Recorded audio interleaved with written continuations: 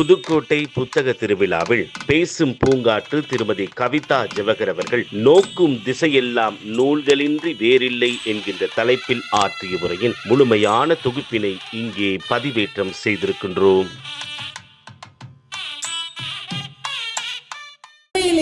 தமிழ்நாட்டின் தென்னிந்தியாவின் சிங்கப்பெண் யார் என்றால் இந்த புதுக்கோட்டை மண்ணில் பிறந்த முத்துலட்சுமி ரெட்டி அவர்கள்தான் உண்மையான நிஜமான ஒரு சிங்கப்பெண். ஏன்னா இந்த புதுக்கோட்டை மகாராஜா கல்லூரி ஆண்கள் மட்டுமே படிக்கிற ஒரு கல்லூரி. ஆண்கள் மட்டுமே படிக்கிற ஒரு கல்லூரியில் முதலில் படித்த ஒரே முதல் பெண்மணி நம்முடைய முத்துலட்சுமி ரெட்டி தான்.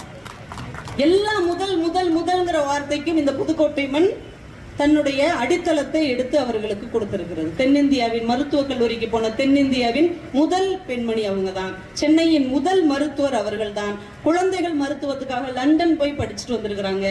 அமெரிக்காவிலும் பிரான்ஸ்லயும் நடந்த மகளிர் மேம்பாட்டு ஆய்வு குழுவுக்கு அவர்கள் சென்றிருக்கிறார்கள்.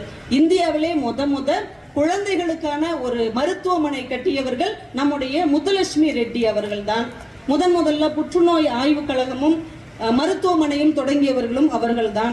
அதனாலதான் அவங்களுக்கு 1950 பத்மபூஷன் என்கின்ற இந்தியாவின் மிகச்சிறந்த விருது கொடுத்து கௌரவிக்கப்பட்டது. அப்படி ஒரு சிங்கப்பெண் பிறந்த இந்த மண்ணில் ஒரு பெண்ணாக பேசுவதிலே ரொம்ப பெருமை அடைகிறேன். இந்த புத்தக திருவிழா தொடங்கியதின் நோக்கத்தை கிட்டத்தட்ட அடைந்து விட்டதாகவே நான் நம்புகிறேன். நான் நேற்றைக்கோ முந்தா நாளோ தங்கமூர்த்தி சார் வாட்ஸ்அப்ல ஒரு வீடியோ பதிவு செஞ்சிருந்தார். ஒரு முழு மாற்றுத்திறனாளி ஒரு பெண், அவங்க சுகுணா அப்படின்னு நினைக்கிறேன். அந்த மேடம் ரொம்ப வருடங்களா வீட்டுக்குள்ளேயே இருக்கிறாங்க. வீட்டை விட்டு அவங்க வெளியே வரல. ஆனால் இந்த புதுக்கோட்டை புத்தக திருவிழாவிலே நான் கலந்து கொள்ள வேண்டும், இதை நான் பார்க்கணும், ஒவ்வொரு புத்தகத்தையும் என் கைகளால் எடுக்க வேண்டும் அவங்க கேட்ட உடனே அதற்கான எல்லா ஏற்பாடுகளும் செய்யப்பட்டு அவங்கள ஒரு ஆம்புலன்ஸ்ல வச்சு இங்க அழைச்சிட்டு வந்தாங்க. அதோட பெரிய ஆச்சரியம், இங்க இருந்த பள்ளி குழந்தைகள் எல்லாம் ஓடி போய் அவங்கள கை கொடுத்து பாராட்டி வரவேற்றார்கள் இல்லையா. இந்த புத்தக திருவிழா எதற்காக தொடங்கப்பட்டதோ அதனுடைய நோக்கத்தை மிகச்சிறப்பாக அடைந்திருக்கிறது, அல்லது அதை நோக்கி நடைபோட்டு கொண்டிருக்கிறது என்றே சொல்லலாம். ஏன்னா புத்தக வாசிப்பு இதைத்தான் தரும். பல ஆண்டுகளாக வீட்டுக்குள்ளேயே முடங்கி கிடந்த ஒரு பெண்ணுக்கு சிறகு முளைக்க வைத்திருக்கிறது இந்த புதுக்கோட்டை புத்தக திருவிழா என்பதில் நீங்க ஒவ்வொருவரும் பெருமையும் கர்வமும் அடையலாம். அப்படி ஒரு சாதனையை நீங்கள் செய்திருக்கிறீர்கள்.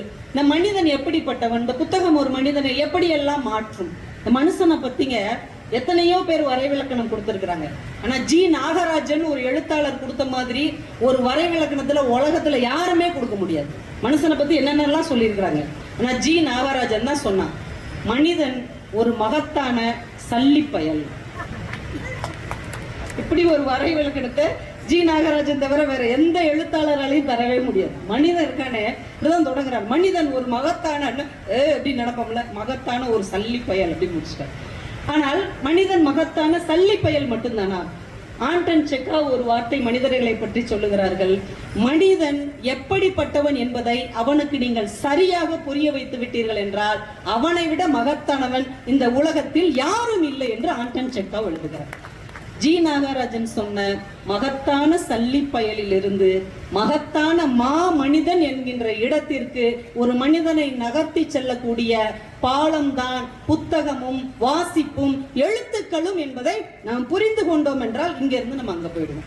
நிறைய புத்தகங்கள்ல ஒரு வார்த்தை எழுதியிருப்பாங்க, புத்தகத்திற்காக நீங்கள் கொடுக்கிற தொகை செலவு அல்ல, அது மூலதனம், அது ஒரு முதலீடு அப்படின்னு சொல்லுவாங்க. அப்போ ஒரு விஷயத்துக்காக நீங்கள் மூலதனம் வைக்கிறீர்கள், ஒரு முதலீடு செய்கிறீர்கள் என்றால் அதுல இருந்து ஒரு வருமானம் வரணும் இல்லையா, ஒரு லாபம் வரணும் இல்லையா, ஏதாவது ஒரு வளர்ச்சி அடையணும் இல்லையா. அது நிச்சயமாக இங்கே ஏற்பட்டிருக்கிறது. இன்றைக்கு அடுத்த தலைமுறை குழந்தைகள், இந்த மேடையிலே நிறைய இளம் பெண்கள் இளைஞர்கள் வந்தார்கள். அடுத்த தலைமுறை பிள்ளைகள் மொபைல் போனை தூக்கி ஓரமா வச்சுட்டு புத்தகங்களோடு திரிகிறார்கள் இல்லையா. இதுதான் நீங்கள் போட்ட முதலீட்டுக்கு சரியான லாபமாக அவர்கள் நடைபோட்டு கொண்டிருக்கிறார்கள். அதனால ஒவ்வொரு முதலீட்டுக்கு பின்னாலும் இப்படி ஒரு சிறப்பான லாபம் இருக்கிறது என்பதை நாம மனதில் புரிந்து கொள்ள வேண்டும். ஒரு சீன பழமொழி தான் ரொம்ப அழகா சொன்னுச்சு, புத்தகத்துக்கு நீங்கள் செலவழிக்கிற காசை புத்தகம் வாங்குவதை தவிர வேற ஒரு நல்ல விஷயத்திற்கும் செலவழித்து விடவே முடியாது. நம்ம இதுக்கு செலவழிக்கிறத இதுக்கு செலவழிச்சிருக்கலாம், இவனுக்கு கொடுக்கறத அவனுக்கு கொடுத்துருக்கலாம், அது பெஸ்ட்னு சொல்லுவோம்ல. அது மாதிரி நீங்க புத்தகத்துக்கு கொடுக்கிற காசை வேற எதுக்கும் கொடுத்து விட முடியாது. ஏன்னா அதுதான் தி பெஸ்ட்.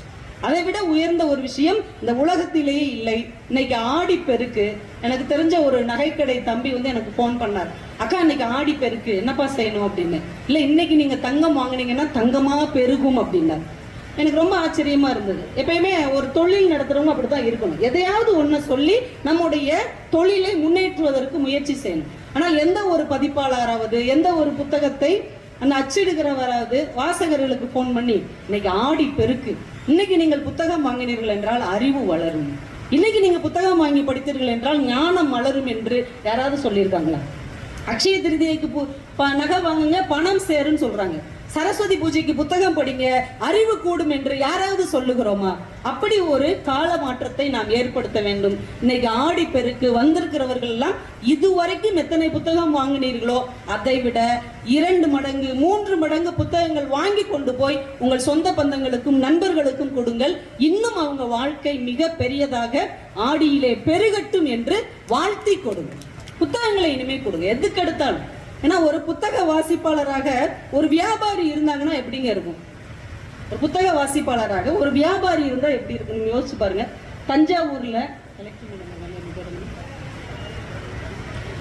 தஞ்சாவூர்ல பூக்கார தெரு அப்படின்னு ஒரு தெரு இருக்குதான். அங்க காஜா மொய்தீன் அப்படின்ற ஒருத்தர் பழக்கடை வச்சிருக்கிறார்.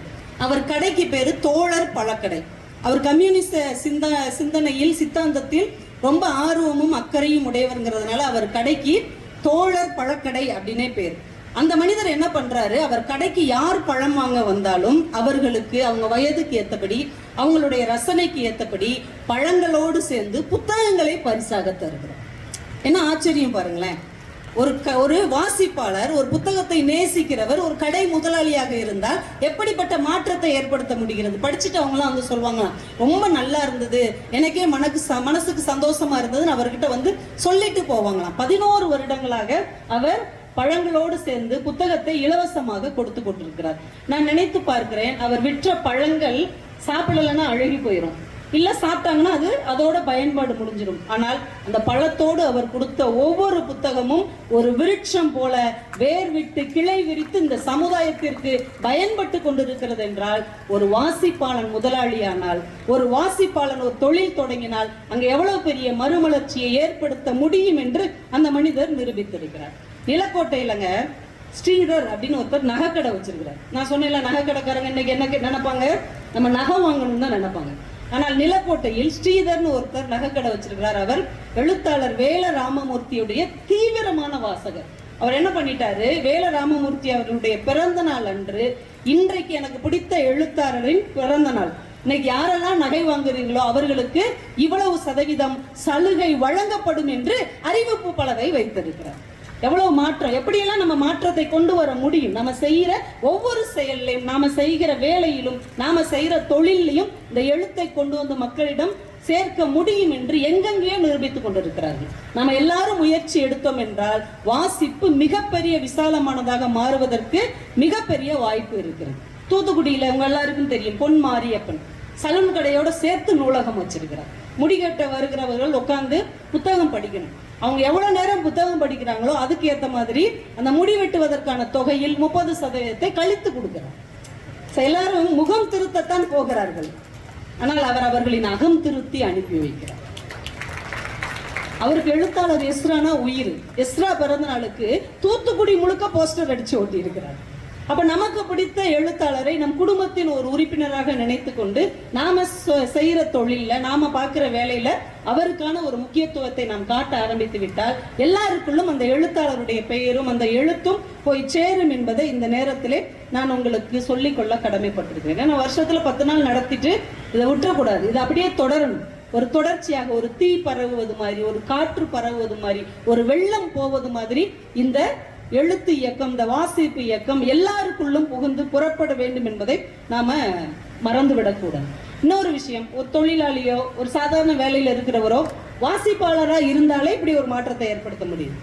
ஒரு எழுத்தாளர் அதிகாரியா இருந்தார்னா, ஒரு படைப்பாளி ஒரு அதிகாரியா இருக்கிறார், அப்ப என்ன நடக்கும்?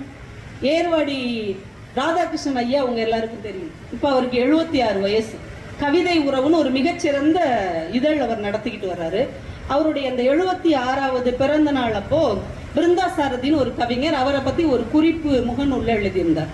ஏர்வாடி ராதாகிருஷ்ணன் ஐயா ஒரு வங்கியில தான் முத பணியாற்ற போயிருக்கிறார். ஒரு வங்கியில ஒரு சின்ன அதிகாரியா போயிருக்கிறார். அவருக்கு கொடுத்த வேலையே என்ன அப்படின்னா, இந்த கடன் வாங்கிட்டு திருப்பி கொடுக்காம இருப்பாங்க பாருங்க, லோன் வாங்கிட்டு திருப்பி கொடுக்காதவங்க, அதுல வராக்கடன் இருக்கிற அந்த லிஸ்ட்டை கொடுத்துட்டாங்க. இது வரவே வாய்ப்பு இல்லை அப்படிங்கிற ஒரு லிஸ்ட்டை கொடுத்து இதை எப்படியாவது நீங்க கலெக்ட் பண்ணிட்டு வாங்க அப்படின்னு அனுப்பிட்டார். அதுல உள்ள பேர் உள்ளவரை போய் பார்க்கிறார். அந்த மனுஷன் ஒரு பிரிண்டிங் பிரஸ் வைக்கிறதுக்காக லோன் போட்டிருக்கார், ஒரு அச்சகம் வைக்கிறதுக்காக லோன் போட்டிருக்கார். ஆனா அந்த லோன் பணம் அந்த அச்சக எந்திரத்துக்கு மட்டுமே சரியா போச்சு. இன்னும் மின்சார கனெக்ஷனுக்கு மற்ற பொருட்கள் வாங்குறதுக்கு பணம் இல்லாதனால என்னால ஒண்ணுமே பண்ண முடியலைங்க, என்னால கடனையும் திருப்பி கட்ட முடியல, இந்த அச்சகத்தையும் நடத்த முடியல, என்ன செய்யன்னு தெரியாம நான் முழிச்சிட்டு இருக்கேன். இப்ப இந்த வங்கி அதிகாரியா இருக்கிறவர் என்ன செய்யணும்? அவர் அதிகாரியாக இருந்தால் மட்டும் என்ன செய்யணும்? அதிகாரியாக மட்டுமே இருந்தால் அவர் என்ன செய்யணும்? நீ என்னமும் பண்ணு, அதை பத்தி எங்களுக்கு கவலை இல்லை, பணத்தை ஒத்த வரியில கட்டு அப்படின்னு சொல்லணும் இல்லைங்களா? இல்லைன்னா அந்த எந்திரத்தை தூக்கிட்டு வந்துடணும். ஆனால் ஒரு வங்கி அதிகாரி எழுத்தாளராகவும் இதயம் ஈரமான ஒரு கவிஞராகவும் இருந்ததால் அங்க என்ன நடந்தது தெரியுமா? ஏர்வாடி ராதாகிருஷ்ணன் ஐயா தன் கையில் இருக்கிற பணத்தை தன் நண்பர்களிடமிருந்தெல்லாம் பணத்தை கலெக்ட் பண்ணி கவிஞர் ஐயாவுக்கு அனுப்புவாங்க. தன் நண்பர்கள்ட்ட எல்லாம் பணம் வாங்கி எவ்வளவு அவருக்கு அந்த அச்சகத்தை நடத்துறதுக்கு பணம் தேவைப்படுமோ அந்த பணத்தை எல்லாம் தயார் பண்ணி அவருக்கு கொடுத்துட்டார். இப்ப அச்சகம் ரெடி ஆயிடுச்சு. இப்ப புத்தகம் அச்சடிக்கணும்ல, இவருடைய கவிதை புத்தகத்தை புஸ்தகமா அவர் கொடுத்துட்டார். கொடுத்து இதை அச்சடிங்க அப்படின்னு கவிதை எழுதி புஸ்தகம் இவருடைய கவிதை புத்தகம். இப்போ அச்சகம் செயல்பட ஆரம்பிச்சிருச்சு, அதற்கு முதல் போனியும் கிடைச்சிருச்சு. இப்போ அவருக்கு லாபம் வர ஆரம்பிக்கிறது. அந்த மனிதர் கொஞ்சம் கொஞ்சமாக வரவே வராது என்று வங்கி நம்பிய கடனை அடைத்தே விட்டார். இப்போ வங்கி அதிகாரிக்கும் சந்தோஷம், கடன் வாங்கிய மனிதருக்கும் சந்தோஷம். ஒரு எழுத்தாளன், ஒரு படைப்பாளி, ஒரு கவிஞன் அதிகாரியாகவும் இருந்தால் இப்படி ஈரமான செயல்கள் இந்த மண்ணில் நிறைய நடக்கும் என்பதற்கு ராதாகிருஷ்ணன் ஐயா வாழ்க்கையில் நடந்த இந்த சம்பவம் ஒரு எடுத்துக்காட்டாக இருக்கிறது. இதற்கு தான் வாசிப்பு தேவை. நீங்க எந்த பணியிலையும் இருங்க, எந்த வேலையிலும் இருங்கள், எந்த துறையிலும் இருங்கள், ஆனால் சிறந்த வாசிப்பாளராக இருந்தால் உங்களுக்குள் இருக்கிற அதிகாரியை முந்திக் கொண்டு உங்களுக்குள் இருக்கக்கூடிய அந்த மனிதநேயவாதி வெளியில் வருவான். அந்த மனிதநேயம் உலகெங்கும் விதைக்கப்படும். அந்த உலகெங்கும் விதைக்கப்படுகிற மனிதநேயம் தான் இந்த உலகத்தை ஒரு அழகான, வன்முறையற்ற, சகிப்புத்தன்மை நிறைந்த, எல்லோரையும் அரவணைத்து போகிற, ஜாதி சமய பாகுபாடற்ற ஒரு சமூகத்தை மலர்விக்கும் என்பதுதான் உண்மை. அதனால நீங்க என்னங்க இப்படி இருக்கீங்க, வாசிக்கிற எல்லாருமே, படிக்கிற எல்லாருமே, படைப்பாளியாக இருக்கக்கூடிய எல்லாருமே நாம் செய்கிற செயல்களில் இந்த எழுத்துக்களை, இந்த வாசிப்பு தன்மையை கொண்டு வந்து விட்டோம் என்றால் இந்த வாழ்க்கை மிக சிறப்பாக இருக்கும். ராதாகிருஷ்ணன் ஐயா எழுதின ஒரு சின்ன கவிதை. சிலர் சிறையில் இருக்கிறார்கள், சிலர் ஜாமீனில் இருக்கிறார்கள், சிலர் சிக்காமல் இருக்கிறார்கள். நம்ம நினைச்சிட்டு இருக்கிறோம் நிறைய பேர் ஜெயில இருக்கிறவங்க தான் தப்பு பண்ணவங்க அப்படின்னு. சிக்காம இருக்கிற நிறைய பேரும் தப்பு பண்ணவங்க தாண்டா அப்படின்னு சொல்லுவதற்கு ஒரு கவிஞனால் மட்டும்தான் முடியும். ஒரு பேச்சாளரை நாங்க சொன்னோம்னா நாளைக்கு எங்களை பிடிச்சதா பண்ணிடுவோம். ஆனால் ஒரு கவிஞன், ஒரு படைப்பாளன், ஒரு எழுத்தாளன் தான் இந்த சமூகத்தின் வன்மங்களை களைந்து அதற்குள்ளே ஒரு ரோஜா பூ பூக்க செய்கிற ஒரு அருமையான வினாடியை உருவாக்க முடியும் என்பதை இந்த எழுத்தின் மூலமாக குழந்தைகளுக்கு நமக்கு கொண்டு போக முடியும். இந்த புத்தக திருவிழாவில் நீங்க செஞ்ச பெரிய சாதனை இந்த குழந்தைகளை உள்ள கொண்டு வந்தது, மாணவர்களை எல்லாம் நீங்க உள்ள நுழைச்சது, இளைஞர்களுக்கு நிறைய வாய்ப்பு கொடுத்ததுதான் இந்த புதுக்கோட்டை புத்தக திருவிழா செய்த ஒரு மகத்தான சாதனை என்றே சொல்லலாம். அத்தனை பள்ளிக்கூட பிள்ளைகளையும் பிடிச்சி உட்கார வச்சு வாசிக்க வச்சிருக்கிறீங்க, அவ்வளவு வரையும் வாசிக்க வச்சிருக்கிறீங்க. ஆரம்பத்தில் அவங்க பிடிச்சோ பிடிக்காமல தான் வந்து உட்கார்ந்துருப்பாங்க, பிடிச்சோ பிடிக்காம தான் வாசித்திருப்பாங்க. ஆனால் வாசிக்க வாசிக்க அந்த கதையோ, அந்த கவிதையோ, அந்த நாவலோ அவர்களை உள்ளே இழுத்து கொண்டு ஆலிஸின் ஒரு புதிய உலகம் மாதிரியான ஒரு புது உலகத்தை அவர்களுக்கு தரும். இதை குழந்தைகள்கிட்ட இருந்து தான் நம்ம தொடங்கணும். இனிமே வயசானவங்களை நம்மளால மாற்றவும் முடியாது, மாற்றி பிரயோஜனமும் இல்லை, ஒன்றும் செய்ய முடியாது. ஆனால் குழந்தைகளை நாம் மாற்ற முடியும். ஏன்னா குழந்தைகளுடைய உலகம் ரொம்ப அழகானது, வெள்ளந்தியானது, கள்ளம் கபடம் மற்றது. இன்னும் மானுட குலத்தின் மோசமான கரைகள் இல்லாத ஒரே உலகம் குழந்தைகளின் உலகமாகத்தான் இருக்கிறது. அதனால குழந்தைகளின் உலகத்திலிருந்து இந்த வாசிப்பை தொடங்குவது ரொம்ப சரியான விஷயம். பிகாசோ முத எழுதின வார்த்தை பென்சில் அப்படிங்கிற வார்த்தை. அவர் எழுதும் போது பென்சில் எழுதியிருக்கிறார். பிற்காலத்தில் அந்த பென்சிலை வைத்து வரையக்கூடிய மிகப்பெரிய ஓவியராக அவர் வந்திருக்கிறார். அதனால் அந்த குழந்தை பருவத்தில் அவங்க மூளைக்குள் எது நுழைகிறதோ அதுதான் நாளைக்கு வெளியே வரும் என்பதால் இந்த புத்தகத்தை எப்படியாவது குழந்தைகளிடம் திணித்து விடுங்கள். அது ஒரு இனிப்பான விஷயமாக திணித்து விடுங்கள். அதுக்கப்புறம் வருகிற எல்லா செயல்களும் நல்ல செயல்களாக நிச்சயமாக இருக்கும். அந்த குழந்தைகள்கிட்ட நம்ம கத்துக்க வேண்டிய ஒரு விஷயம் என்ன தெரியுமா? இப்ப நாளைக்கு எனக்கு பிறந்த நாள்னா நான் என்னங்க சொல்வேன்? நானே ஏன் பிறந்தேன்னு தெரியல மேடம் தான் நான் சொல்லுவேன். சில பேர் சொல்லுவாங்க எனக்கு நாளைக்கு பர்த்டே அப்படிம்பாங்க. ஆனா குழந்தைகள், ஒட்டுமொத்த குழந்தைகளையும் நீங்க பாருங்க, நாளைக்கு எனக்கு ஹாப்பி பர்த்டேன்னு சொல்லுவாங்க. கவனிச்சிருக்கிறீங்களா? வர்ற 15ஆம் தேதி எனக்கு ஹாப்பி பர்த்டே அப்படிம்பாங்க. ஏன்னா தான் பிறந்தது மகிழ்ச்சியானது என்று குழந்தைகள் மட்டும்தான் நம்புகிறார்கள். நம்ம யாருக்கும் நம்பிக்கையே கிடையாது. நான் ஏன் பிறந்தேன்னு எனக்கு தெரியல, நான் ஏன் பிறந்தேங்கிறது என் கூட இருக்கிறவங்களுக்கே பிடிக்கல, நான் எப்படா போய் சேருவேன்னு என் எதிரிகள்லாம் காத்துக்கிட்டு இருக்காங்க. இப்படித்தான் நம்மளுடைய சிந்தனை இருக்கும். ஆனால் குழந்தைகளுடைய சிந்தனை மட்டும்தான் என்னுடைய பிறப்பு மகிழ்ச்சியானது என்று நம்பிக்கொண்டிருக்கிறார்கள். அந்த குழந்தைகளில் இருந்துதான் இதை நாம் தொடங்க வேண்டும். குழந்தைகளுடைய சாயல் பத்தி ஒரு கவிதையை தங்கமூர்த்தி சார் ரொம்ப அழகா எழுதியிருப்பார். எந்த ஒரு குழந்தையும் நம்ம போய் ஈஸியா கொஞ்சிட்டு வந்துடவே மாட்டோம். மனுஷன்ற ஒரு கெட்ட பழக்கம் என்னன்னா, நம்மளுடைய சிந்தனையை பூரா அங்கதான் போய் கொட்டுவோம்.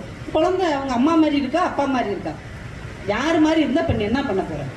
அம்மா மாதிரி இருந்தா 500 ரூபா கூட கொடுக்க போறியா, இல்ல அப்பா மாதிரி இருந்தா 200 ரூபா குறைச்சு கொடுக்க போறியா? அதே 2 ஆப்பிள் பழம் 2 ஆரஞ்சு பழம் இதை தானே கொடுத்துட்டு வர போறோம். இல்லைன்னா அந்த எப்பயுமே ரெடிமேடா வச்சிருப்பாருங்க அந்த சட்டையை கொடுத்துட்டு வந்துருவோம். அந்த சட்டையை 3 வருஷம் பண்ணாலும் அந்த குழந்தைக்கு போடவே முடியாது. அந்த 3 வருஷம் ஆகும்போது அந்த ட்ரெஸ் தொலைஞ்சு போயிடும். அதை கொடுத்துட்டு தான் நம்ம வரப்போறோம். இது எப்படி இருக்கு? நாத்தனார் மாதிரி இருக்கா, மாமியார் மாதிரி இருக்கா, கொத்தனார் மாதிரி இருக்கான்னு 1008 குறை அங்க உட்காந்துக்கிட்டு. மூக்கு இப்படி இருக்கு, காது இப்படி இருந்தா பெரிய கொடக்காதா இருந்தா அவன் மாதிரி வருவான், வாய் இப்படி இருந்தா இவங்கள மாதிரி வருவாங்கன்னு வச்சு செய்யறது.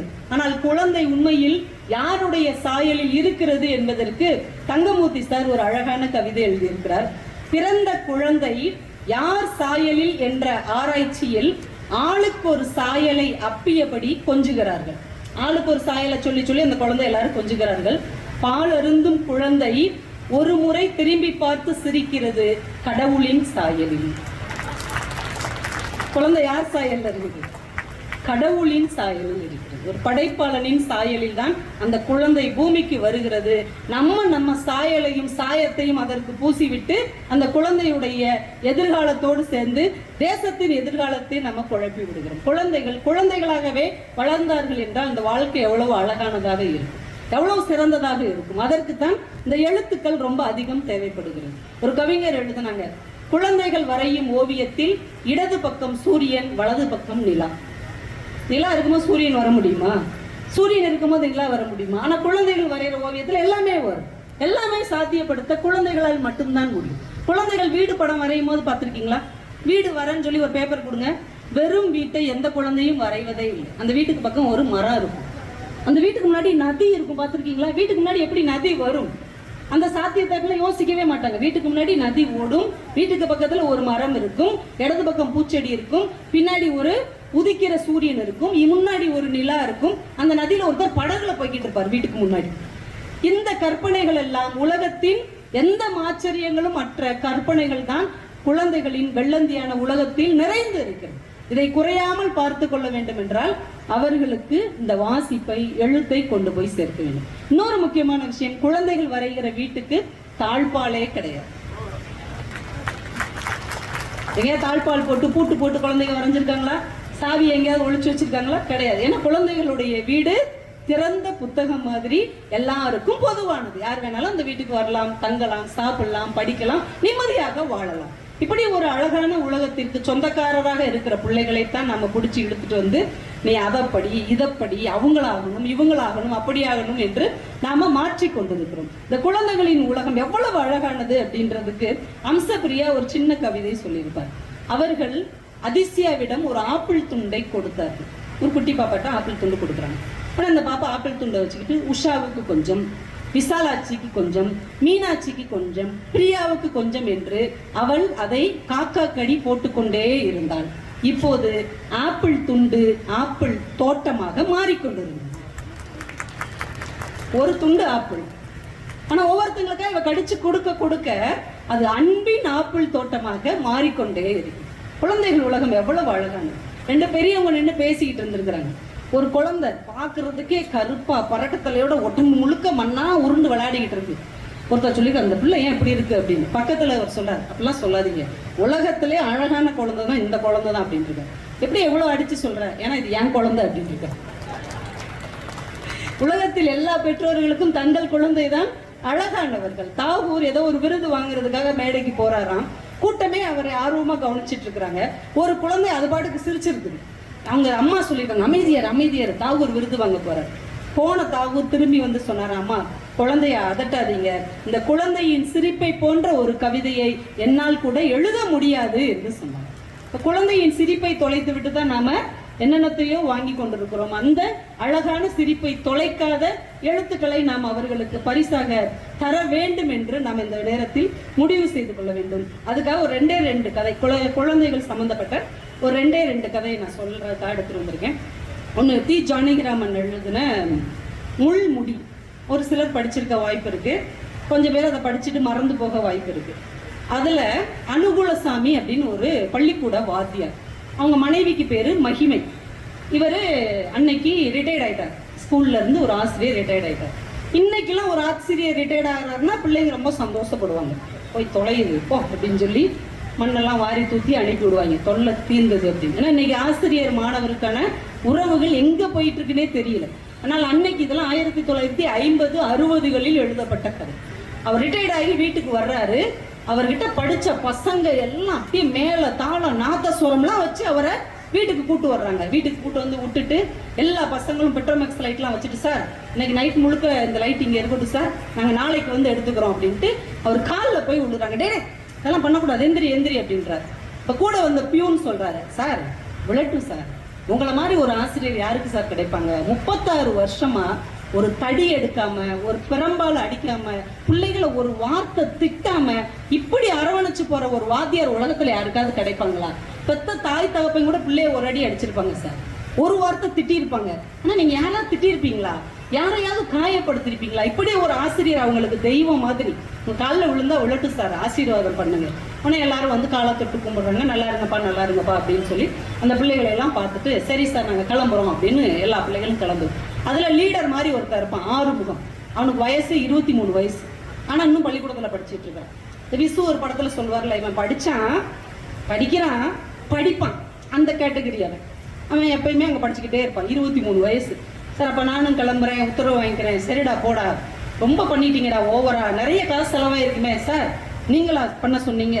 நாங்களா காசு கலெக்ட் பண்ணோம் சார். ஒவ்வொரு வாத்தியாரெல்லாம் என்ன செய்யறாங்க சரிமா சார், நான் ரொம்ப நாள் இந்த ஸ்கூல்ல இருக்கனால சொல்றேன், நான் ரிட்டையர்டா போறேன்டா, எல்லாத்தையும் காசு கலெக்ட் பண்ணி எனக்கு கொடுங்க அப்படிலாம் சொல்ற வாத்தியார் இருக்காங்க தெரியுமா உங்களுக்கு?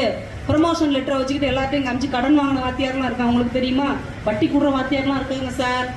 கவுரிங் நகையை கொடுத்து தங்க நகை ஏமாத்தின வாத்தியாரெல்லாம் இருக்காங்க. டே பெருசாக போட, வாயை மூடிட்டு போடாங்கிறாரு. ஆனா நீங்க நல்ல வாத்தியார், அதனாலதான் நாங்களே செலவழிச்சு இதெல்லாம் பண்ணோம். ரொம்ப சந்தோஷம் சார், உங்களை புரியறதுக்கான சங்கட்டமா இருக்கு, நீ தான் இந்த பள்ளிக்கூடத்தை விட்டு பிரியவே மாட்டேங்கிறிய போ அப்படின்றார். அவன் கிளம்பி போயிடுறான். இப்ப மனைவி ஊஞ்சல்ல உட்கார்ந்து இருக்கிற கணவனை அப்படி பெருமிதத்தோட பாக்குறாங்க. சார் மனுஷன்னா இப்படி ஒரு மனுஷன் இல்ல, பக்கத்துல பாராட்டு பத்திரங்கள் இருக்குது, ஒரு வெள்ளி தட்டு இருக்கு, ஒரு பேனா இருக்கு. அப்படியே இவருடைய மனைவிய அப்படியே பாக்குறாரு. இது சொல்லுது, என்னங்க இப்படி கொண்டாடிட்டாங்க, வேணான்னு சொன்னா கேட்குறாங்களா? சும்மா அதெல்லாம் சும்மா ஒரு முட்டாய் மாதிரி, நம்ம வேலையை விட்டுட்டு வர்றோம்ல, சந்தோஷப்படணுங்கிறக்கா அப்படி செய்யறாங்க. நம்ம சொல்லுது அதெல்லாம் இல்லை, அவங்க சொன்ன ஒவ்வொரு வார்த்தையும் நிஜம்தான். எனக்கு தெரியாதா, உங்க கூட எத்தனை வருஷமா வாழ்றேன், என்னைய கூட நீங்க ஒரு வார்த்தை திட்டினதே இல்லையே, கடினமா ஒரு வார்த்தை கூட சொல்லவே இல்லையே, ஏங்க இப்படிலாம் இருக்கிறீங்க, எப்படி உங்களால இப்படிலாம் இருக்க முடியுது? ஒரு பையனை கூட திட்டாம அடிக்காம எப்படி ஒரு வாத்தியாரா அவங்களால இருக்க முடிஞ்சது? 36 வருஷம். இப்படி யோசிச்சு பாக்குறாரு, நம்ம எப்ப இப்படி எல்லாம் ஆனோம் அப்படின்னு யோசிக்கிறார். அவருக்கு ஒரு ஒருத்தி உண்டு. அந்த குழந்தை 6 வயசா இருக்கும்போது, இப்ப அவ கல்யாணம் ஆகி போயிட்டா, 6 வயசு குழந்தைய இருக்கும்போது அவளுடைய வகுப்பு ஆசிரியர்கிட்ட ஏதோ சேட்டை பண்ணிடுறான். உடனே ஒரு பெரம் எடுத்து பலான்னு அந்த பிள்ளைய ஒரு அடி அடிச்சிடுறாரு. அடிச்ச இடத்துல அந்த வேனல் கொப்பெல்லாம் அவளுக்கு இருந்திருக்கு. அந்த வேனல் கட்டி உடஞ்சி அவ கதறு, அவ அழுக ஒரு மனசு முழுக்க நிறைஞ்சிருக்கு. ஒரு வாத்தியார் ஒரு பிள்ளைய அடிச்சா எவ்வளவு வேதனை, 6 வயசு பிள்ளைய. அதனால நம்ம வாழ்க்கையில யாரையும் அடிக்க கூடாது, யாரையும் காயப்படுத்தக்கூடாதுன்னு அன்னைக்கு முடிவு எடுத்திருப்பார். அன்னைக்கு எடுத்த முடிவை 36 வருஷம் காப்பாத்தியாச்சு அப்படின்ட்டு இடது பக்கம் பார்ப்பார். அவங்க வீட்டுல, அவங்க கிறிஸ்தவ குடும்பம், இந்த இயேசுநாதருடைய கருணை ததும்புகிற முகத்தோடு உள்ள ஒரு ஓவியம் இருக்கும். அதுல அவர் தலையில ஒரு முள் முடி வச்சிருப்பார்.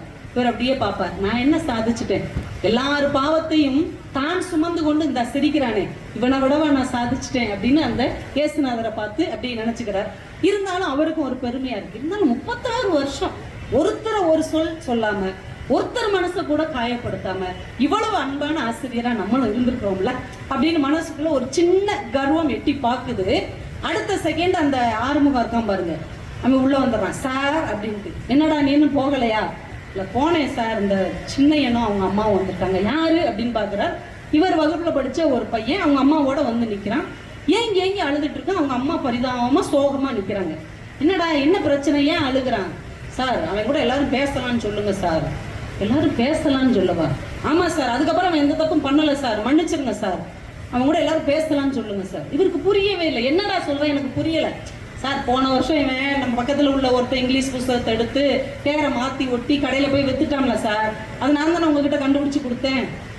ஆமா, அப்ப நீங்க சொன்னீங்கல்ல சார், இது வரைக்கும் என் வகுப்புல எந்த பையன் இந்த கள்ளத்தனம் பண்ணதே கிடையாது, இனிமே இந்த பையன் கூட ஒருத்தனும் பேசக்கூடாது நீங்க சொன்னீங்கல்ல சார். ஒரு வருஷமா நாங்க யாரும் என்கிட்ட பேசல சார், இவன் மூஞ்சிலே நாங்க முழிக்கல சார். இந்த பார்ட்டிக்கு கூட அவன் ₹1 கொண்டு வந்தான், வாங்க மாட்டோம்னு சொல்லிட்டோமே, வாத்தியாருக்கு பிடிக்காத எவங்கிட்டே நாங்க பேச மாட்டோம் நாங்க சொல்லிட்டோம் அப்படின்னு அப்படி இதயத்துல ஆணி அரைஞ்ச மாதிரி ஒரு இருக்கு. அப்படியே அதிர்ந்து நிக்கிறார். இந்த பையனுடைய அம்மா சொல்றாங்க, சார் 1 வருஷமா அந்த பையன் சொரத்தே இல்லாம இருக்கான் சார், தங்கச்சி பாப்பா கூட விளையாடவே மாட்டேங்கிறான், சரியாவே சாப்பிட மாட்டேங்கிறான், தூங்க மாட்டேங்கிறான், எப்ப பார்த்தாலும் வேதனையாவே அலைகிறான், சின்ன பிள்ளை தானே சார், தெரியாம பண்ணிட்டான் சார், மன்னிச்சு எல்லா பிள்ளைங்களையும் பேச சொல்லுங்க சார். இவருக்கு அப்படியே வேர்த்து விறுவிறுத்து கையும் களவுமா ஒரு திருடை மாட்டிக்கிட்டே அப்படி இருக்கும். அது மாதிரி அப்படியே நிக்கிறார். குடுறா சாட்டை, காசு கொடுன்னு அவன் அழுதுகிட்டே அந்த ₹1 சாட்டை கொடுக்குறான். அப்படியே கையில வாங்கிக்கிறாரு. எல்லாரும் இனிமே அவங்ககிட்ட பேசலாம்ல சார், டே சார் உன்னை மன்னிச்சிடாதா, வாங்க வாங்க அப்படின்னு அவன் அந்த பையன் வெளியில போயிடுறான். அப்படியே தலை குனிஞ்சு உட்கார்ந்துருக்கிறார். அப்படியே மனைவி வந்து அவர் பாக்குறாங்க, கண் கலங்கி சொல்றாரு, இப்படிலாம் அவனுங்க செய்வாங்கன்னு நான் நினைக்கவே இல்லைம்மா. அவங்க சொல்றாங்க, நீங்க சொல்லி தானங்க செஞ்சாங்க. உடனே மறுபடி அந்த கர்த்தர் முகத்தை அவர் பார்க்கிறார். இப்போது இந்த கதையை தி ஜானகிராமன் முடிக்கிறார். அந்த முள்முடி ஆசிரியர் தலையில் ஒரு முறை அழுத்தியது. நம்ம நிறைய நேரம் நம்ம வாழ்க்கையை திரும்பி பார்க்கும்போது நம்ம என்ன நினைப்போம், நம்ம ஒரு நல்ல வாழ்க்கையை வாழ்ந்துருக்கோம், யாருக்கும் எந்த கெட்டதும் செய்யலை, யாரு மனசையும் காயப்படுத்தலை, எல்லாருக்கும் நம்ம நல்லவங்களா தான் இருந்திருக்கோம், எல்லாருக்கும் நல்லது தான் செஞ்சிருக்கோம்னு நமக்குள்ளே ஒரு வாழ்க்கை குறித்த ஒரு பெருமிதம், ஒரு கர்வம், ஒரு பெருமை இருக்கும். ஆனால் ஏதோ ஒரு இடத்தில் ஏதோ ஒரு ஜீவன் நம்மால் காயப்பட்டு காலம் முழுக்க கண்ணீர் சிந்துவதற்கு கூட நாம் காரணமாக இருக்கக்கூடும் என்கின்ற ஒரு மாபெரும் மகத்தான உண்மையை இந்த முள்முடி என்கின்ற கதையின் மூலமாக தீஜா நமக்கு விளக்கும்.